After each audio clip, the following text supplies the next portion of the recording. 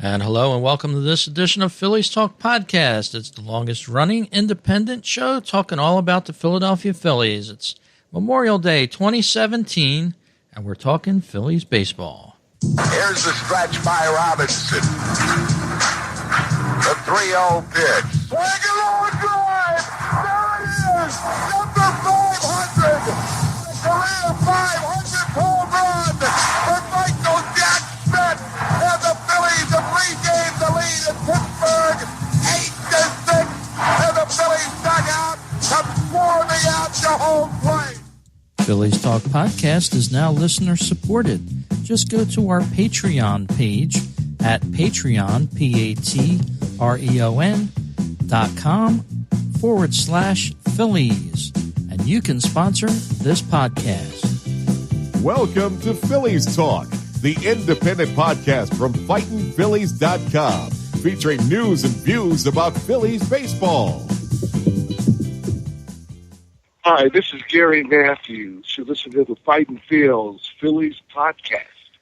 And hello, everyone, and welcome to this special Memorial Day edition of Phillies Talk Podcast. And let's start off the show right away with thanking our servicemen and women that sacrificed our lives for this country. I want to take the time out to really stress that this holiday. It seems like the MLB is doing the right thing with the uniforms and really stressing that this year, and want to thank them again for their service, as well as our current service members. And the Phillies are down in Florida right now. They're taking on the Marlins for this Memorial Day, and then Tuesday and Wednesday. They've hit the road again, and I'm joined on this podcast with Mr. Matthew Veasey. How you doing, Matt? Good. How you doing, Rich? Not bad, not bad. So the Phillies are down in Miami. They got out of town after losing 2-3 to Cincinnati, and I'm still scratching my head at this team. I think they're a better team than what they're playing. I was doing a little research before we started the show. On May 1st, they were 12-12, I believe, and they looked like they were going to do something this year. And I just wonder, right after May 1st, it sort of changed for them. They were out on the West Coast, and bad things started to happen for them, and lo and behold, we're talking about them here on May 29th, and they're the worst team in baseball. I didn't think that would be possible. Yeah, I'll go back a few days earlier than that. I mean, they were 11-9 at one point when they went on the road on that West Coast trip, and they dropped the first 3 games at Dodger Stadium to the Dodgers, all 3 relatively close games. But that seemed to they got a little equilibrium back with the opener at Wrigley Field. They blew out the Cubs, but then they lost 3 straight after that to the Cubs. And that was, the spiral began then. They went from 11-9, which I never thought they were. We talked about this a little off the air coming on. I never thought they were a winning team before the season. I had them at 72-90. So 11-9, I expected some regression to the mean, but since that 11-9, they've gone 6-22, and that is a little ridiculous. I mean, that's complete collapse. Yeah, we had some injuries to the starting rotation. Aaron Nola, which was a bright spot in the rotation early on. Jeremy Hellickson, he didn't have an injury, but after April, he couldn't win a game. I think he won 1 game so far in the month of April, or the month of May, rather. Won 4 games in April. He starts tonight, so he has an opportunity to win 2 games in the month of May, but it just seemed like everything went south with the starting rotation for some reason. Everybody turning in bad performances, from Eichhoff to Velasquez. They were all turning in terrible starting every night. It was practically a bad start from them in the month of May, so it's certainly been pointing towards the starting pitching, but of course, with runners on base, it seems like the Phillies can't get anything done either. Yeah, they're not. It's frustrating, Rich, for all of us as fans, and for anybody that follows or covers this team. Or so I'm sure it's just as, if not more, frustrating for the players and the management and the ownership themselves. But there's a simple answer, I believe, that is that they're not very talented.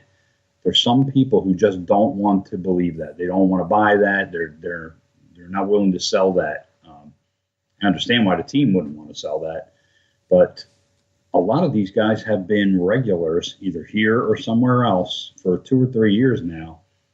Their individual records as hitters speak for themselves. Their collective record speaks for itself. So this is not a very good team. Nobody should have expected it to be a good team. It's not like you have a lot of 23, 24-year-olds who are growing together. You have a bunch of 26, 27, 28, 29-year-olds who they've been playing for a few years now. These guys are what they are, and this just is not a very good ball club, and that's what we're subjected to. And the club is preaching patience, but I think everybody is getting a little bit, especially the fan base, is getting a little bit discontented, beyond a little bit, I think, now. Yeah, I think in the last series we saw and heard some booing quite a bit coming from the stands with Michael Franco, Obadell Herrera to a certain extent. And I think people have grown accustomed to see them play better. So, and it's very strange that they both come down with a super slump, so to speak, at the same time. That's what I think a lot of the offensive problems with the Phillies have been. Hernandez has been doing quite well most of the time. Tommy Joseph has been pitching in, but it hasn't been that team effort where, Franco's doing well consistently. He's been very inconsistent this year, and he sat the bench a couple times. Same thing with Galvis. He's sort of inconsistent, and a guy that they signed for 5 years, which I think they may be regretting that a little bit at this point. Obadell Herrera, why would you sign him for 5 years outside of trying to save some money if he became an all-star? That signing puzzles me by the Phillies. It's a little puzzling to me, too, that they chose him only because I understand a little bit why they did it. I think it was based on performance. I mean, this is a guy who hit 297, 286 his first 2 years, made the All-Star team last year, hit 15 homers, stole 25 bases, scored 87 runs for a team. I think it was over 40 extra base hits for a team whose offense was really putrid last year. So near the bottom of baseball. So I think they looked at Herrera and said, hey, 24 years old, 25 years old, let's wrap this guy up. And what they wrapped him up for is pretty cheap. If you look at the grand scheme of things, the money that's guaranteed to him is only something along the lines of $26 million through 2021, which is his age 29 season. The top contract is like $10.3 million. So he has 2 more years on that beyond that, but they're not guaranteed. There are team options. So financially, it's not a huge investment in today's game, the way today's salary structure is. I think they saw it as an opportunity to lock up a guy who they saw maybe that was going to be his average. I mean, if he was going to be a 15 to 20 homer, 25 steal, 90 run guy who can hit 285 to 300 for the next 5 years, they were willing to pay $8, $9, $10 million a year for that kind of production, and that's reasonable. So I don't think it was a bad signing, dollars and cents wise or thought process wise. I'm not sure that he was the right guy to commit to for that long a time. He hasn't played center field that long. He's inconsistent there. He can be fabulous sometimes. I think that's his physical attributes that allow that, but then he does make some bonehead plays once in a while. And when he's not contributing offensively, which he hasn't been now for a long time this year, he's almost worthless in your lineup. You have to almost start thinking about getting him out of there and sitting him down. So I'm not going to beat them over the head for the signing of Herrera, only because it wasn't a lot of money in the scheme of things. And I understand why they did it with his age and his production over the first couple of years he was around. But there's a lot of things about this team that can be criticized, and management's decisions that can be criticized right now. I don't think Herrera's really high on that list. He still could. This could just be an extended slump, that he'll work out of over the course of the next 4 months. So it's a wait and see. I'm not ready to throw in the towel on Odubel yet, but yeah, he's batting .217 currently, and it just seems like he's sort of a different player all of a sudden. I don't know if the contract has something to do with it. Of course, before this, he's battling for a contract. He's trying to play his best. He's showing his best side, so to speak. He's hustling. Now it seems this year, with certain plays, he's a little lackadaisical. He's not running everything out. I don't understand that with some of these ball players, night in and night out. They're on that field. They're on a spotlight. They're on a stage. They need to remember that they need to run everything out. It's just that's what they should be doing. They're paid to play a 3-hour game or less, and I think they could probably run stuff out without hurting themselves. I agree with you. You're preaching to the choir there. There's a lot that's wrong with this team right now, and that's Odubel is his production and his performance is part of it. Certainly, you hit the nail on the head a little while ago when you said, and I've certainly seen this in other places because I think it's just obvious, stands out like a sore thumb. Herrera and Franco were expected to be, step-up guys, offensive leaders in that lineup coming into the season, and instead they've both been an albatross around the neck of this lineup. So it's bad. Yep. No other way to slice it up. Yeah, when a team hits the bottom of 30 teams, you start to wonder, what is wrong with it, and that's only proper at this time. A lot of the fans have been supporting the Phillies. They've been coming out to the stadium. I think they had 30,000 one game over the weekend, and they'll be there for them in the summer. But if you read Twitter and comments from people that follow them on a daily basis and more in-depthly, they're watching every game. They're very upset at this. And, thankfully the Phillies sort of have a little mini break in their tough schedule, so to speak, if you want to call it that. They're down in Miami for a 3-game series, and then they go out to the West Coast. So maybe some good things will start to happen for them. Playing Edison Volquez in the first game of the series here, he started out 0-7 for the Marlins, and that's probably a record for him. I don't think he's ever been that bad, but hopefully the Phillies can take advantage of that. Yeah, Volquez is having a down year. He's 33 years old now, so he was never one of the superstars, or he was never, I believe he was maybe a one-time All-Star, and that was all the way back in his rookie year. So this is certainly not a world beater, Volquez. He has been one of those guys that is an innings eater. He goes out there and he takes the ball every start for 32, 33 starts, and he's been doing that now for about 5-6 years. So he certainly is a valuable arm to any pitching staff. He generally will give up fewer hits than innings pitched. He can strike a guy out, now and then. So his strikeout per 9 rate is usually up around the 7 mark, if not a tick above that. So he's a good pitcher, Volquez. Historically, he's not a great pitcher. So he's your classic, maybe like a number 3 or 4 guy on a contending team. Unfortunately for him, he hasn't been on. He's not on a contending team, this year.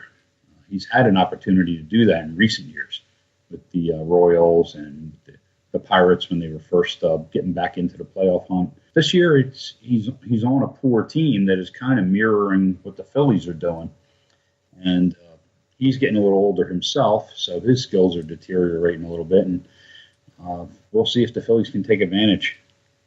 Yes, we will. The Angels were last in Miami. They just left out of there, and the Marlins actually won that series against the Angels. But prior to that, they've sort of played like the Phillies. The last series that the Marlins have won goes back to April 21st in a series. So they've had a rough go of it as well this year. I'm wondering how the Miami Marlins fans feel down there because, they were talked about as being a better team this year. They have Donnie Baseball back as the manager, and, things were supposed to happen for them, but so far it's been all bad. Yeah, they were, as I was saying, and you reflected that a little bit. They haven't had a winning series for, over a month now themselves. We mentioned earlier that the Phillies were 11-9 at one point. The Marlins were 10-8 at one point. And since the Marlins were 10-8, since that point, they've gone 8-22 or something along those lines. They're only a game ahead of the Phillies. So the Phillies and Marlins have kind of collapsed together here. And the Marlins have, if you want, I won't say that they've righted the ship yet, but they have won 4 out of their last 7, which is a little bit better than the Phils have done recently. And they've hit the ball. That's been part of the reasoning. They're 4 out of 7. The 4 wins, they scored 10, 11, 8, and 9. So the Marlins can put some runs on the board. When you've got an outfield like they have, you're talking about Giancarlo Stanton, who is still, to me, no matter who's leading the league in homers, Stanton is the biggest power threat in the game today, pure power. And then you've got a couple of really super all-around hitters in Marcell Ozuna and Christian Yelich, and all 3 of those guys are in their mid-20s. I mean, that is absolutely one of the best all-around outfields in the game today. Defensively, offensively, they can run a little bit. I mean, not stolen base threats, but they're athletic. So this is an offense that can put some runs on the board. So that's going to be the test for Hellickson. Jeremy Hellickson's going to have to try to get himself back together a little bit tonight in this opener. Otherwise, Valquez is going to go from 0-7 to 1-7. Yeah, and they also added D. Gordon in the offseason. So we'll have to see what he does in the series. It's going to be interesting to see if the Phillies can start to right this ship. I think it's now or never for them, because if they keep going in the losing way, it's going to be impossible for them to make it up here. As we go into play tonight, they're 17-31. That's only a .354 winning percentage, 3-7 in their last 10. And they've been outscored by 42 runs in all the games that they've played. They've only scored 200 runs against 242 runs scored against them. So they've got a lot to make up. Yeah, well, D. Gordon, they've had him for a couple of years now, but he's coming back from an injury issue last year. But they've lost their whole left side of their infield. I mean, the left side of their infield is usually their shortstop is Echeverria, and Martin Prado, the veteran, is their third baseman. They lost both of those guys to injury. So, the Phillies kind of have that going for them. They're half of their infield, is crippled a little bit there. But like I said, they have that big outfield. They have a big bopper first baseman in Justin Bohr. They have a nice catcher, JT Realmuto, who fits right in kind of with their outfield. He's a mid-20s guy. He's hitting over 300. He's a nice, steady catcher. They still have Ichiro. He's only hitting 161 as a 43-year-old, but they got that presence coming off the bench. So the Marlins can make it tough on you. He's still trying to pile onto those hits total that he's eclipsed there a short time ago. Well, we're going to talk a little bit beyond the break here. Some of your tweets I've been reading, and you had some good things to say, and we're going to talk about this right on the other side of this break here. Sponsor an ad on the Phillies Talk podcast. Support our show and let people know about your business. Email us today. Follow us on Twitter at Fightin' Phillies or on our website, fightinphillies.com. Hi, this is Farley. And Mark from Baseball PhD. Thanks for listening to BaseballPodcast.net. Up next, another great episode of Phillies Talk. Hi, this is Gary Matthews. You're listening to Fightin' Phillies Talk Podcast. Brewtown Sports is your source for Brewers news and notes. Join Mr. Brewtown as he keeps you up to date on all the happenings of your Milwaukee Brewers and Major League Baseball. Follow the show on Facebook and Twitter, Brewtown Sports. Listen 24/7 at BrewtownSports.podomatic.com. Hi, this is Gary Mack of Mets Musing, and you're listening to my good friend Rich Baxter on Phillies Talk, right here on BaseballTalkRadio.com, the home of great baseball talk shows.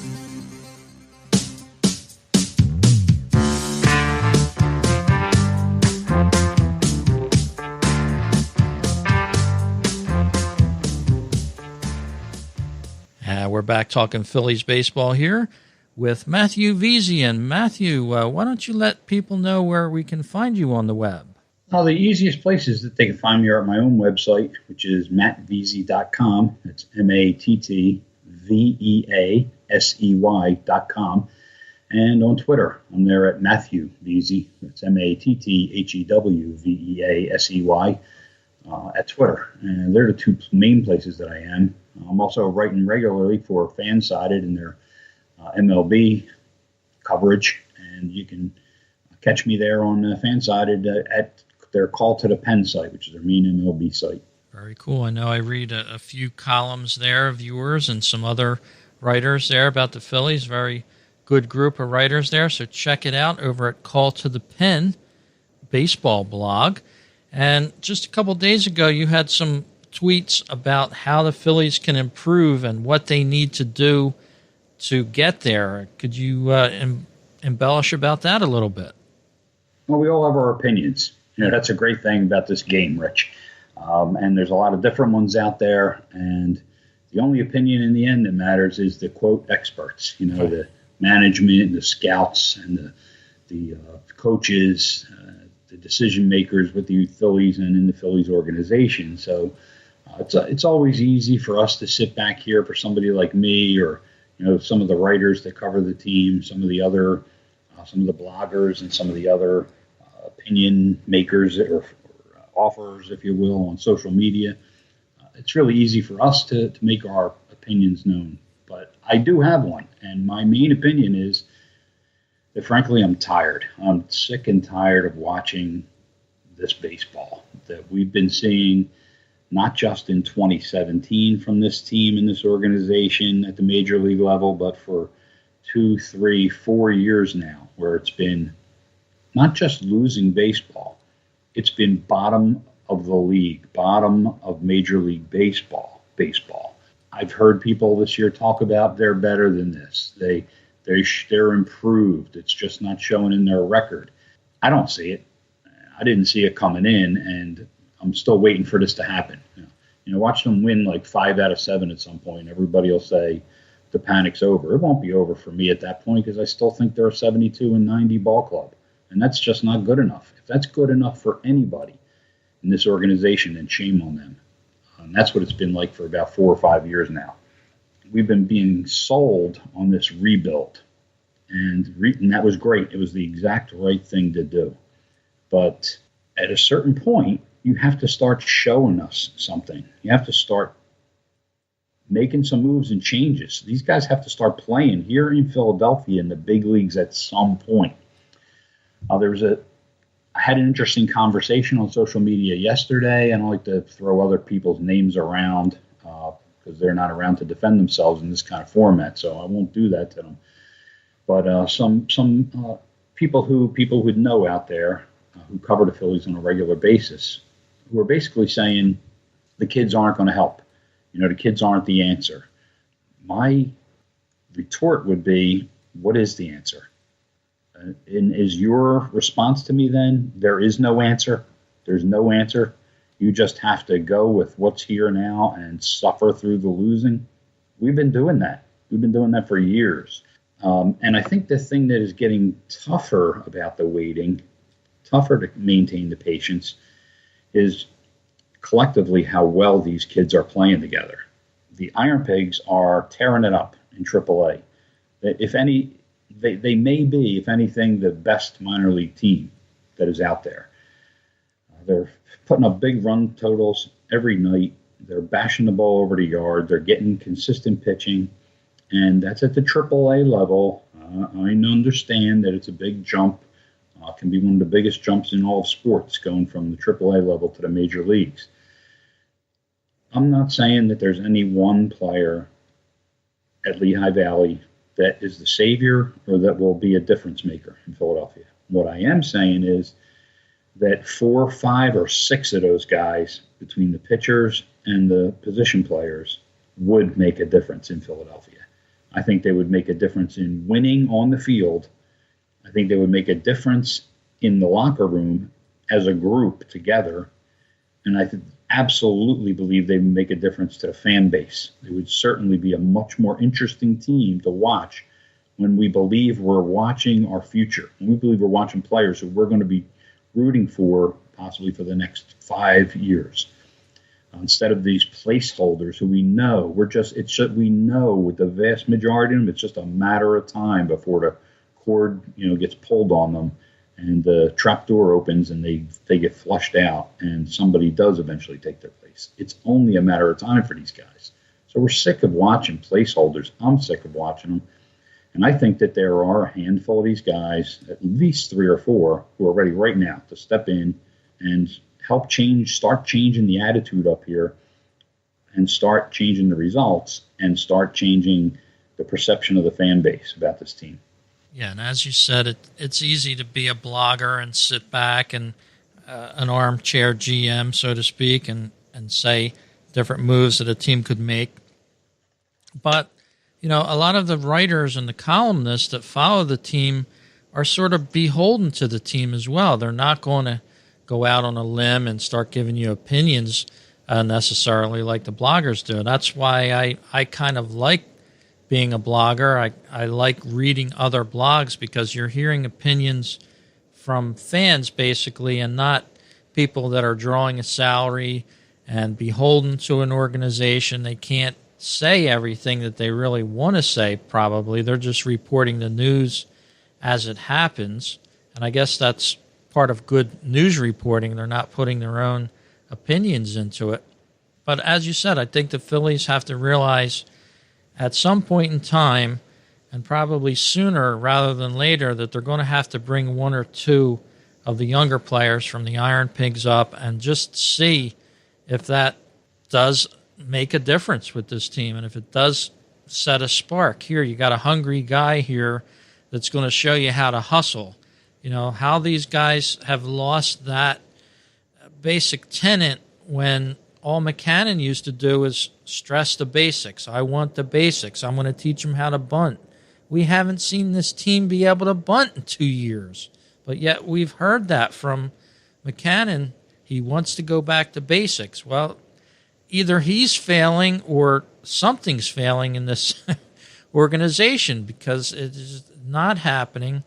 And as you said, a lot of the fans are getting upset. They're getting impatient, and they don't want to waste their time anymore. They don't want to devote a whole evening to watching a game where they're going to end up losing from one reason or another. And that's what we've seen in the last month. So hopefully someone will be called up. And who would your pick be probably at this point to get a call if you had to pick one player? Well, you put me on the spot there only because I want to right now immediately. I think there are 2 guys that I want to see: a pitcher and a position player. And I frankly, as I said, I would prefer not to put that on a player because then you do get that idea of is this guy supposed to be the future? Is this guy supposed to be the savior? I really don't believe that is true, and I really don't want to put that on any player.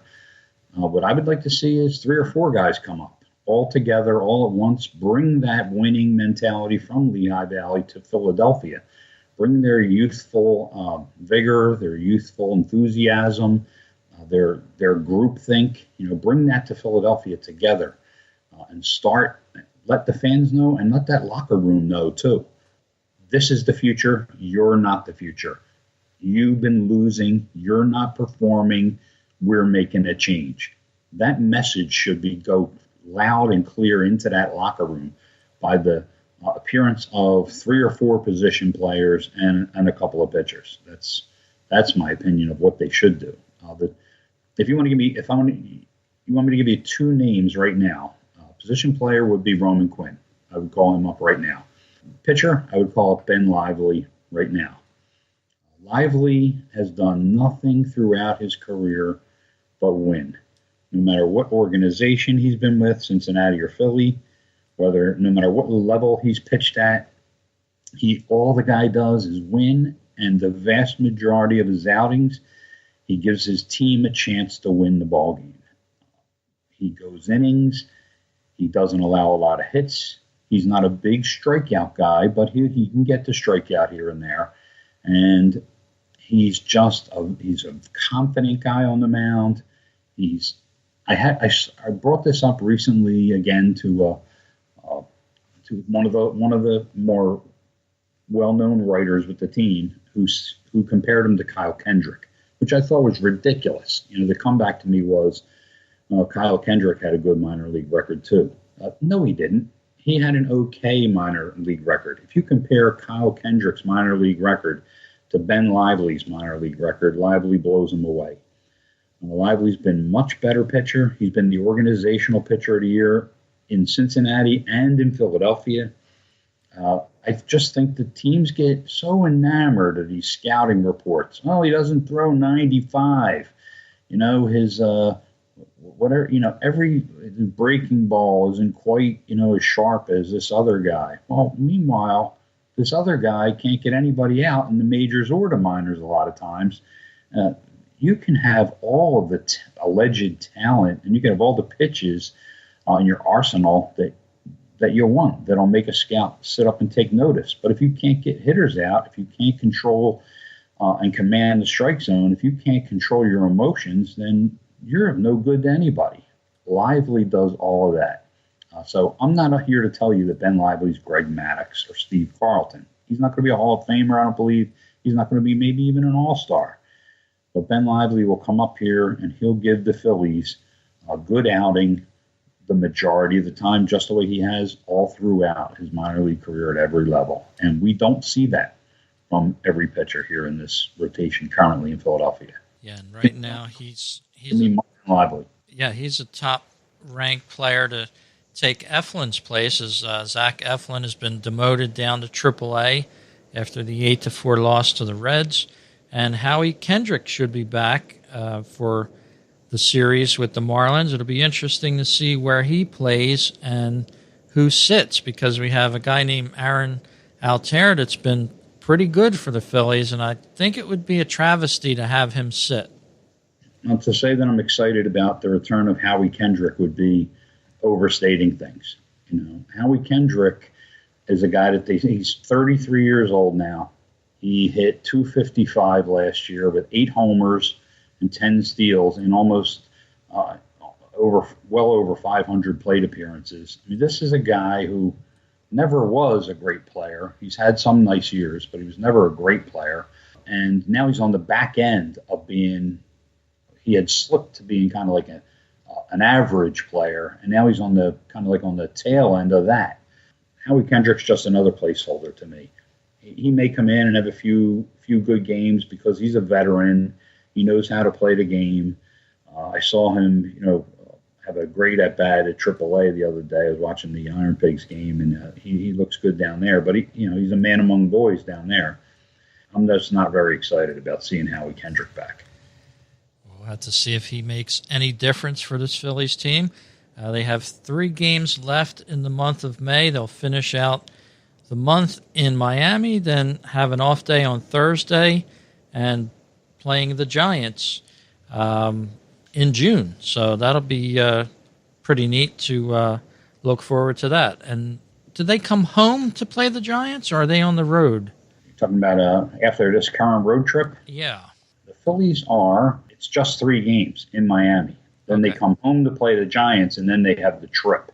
Oh, okay. Then they go on something like a 12-game road trip. So it's 3 in Miami, back here to play the Giants over the weekend, and then they go to Atlanta, St. Louis, and Boston.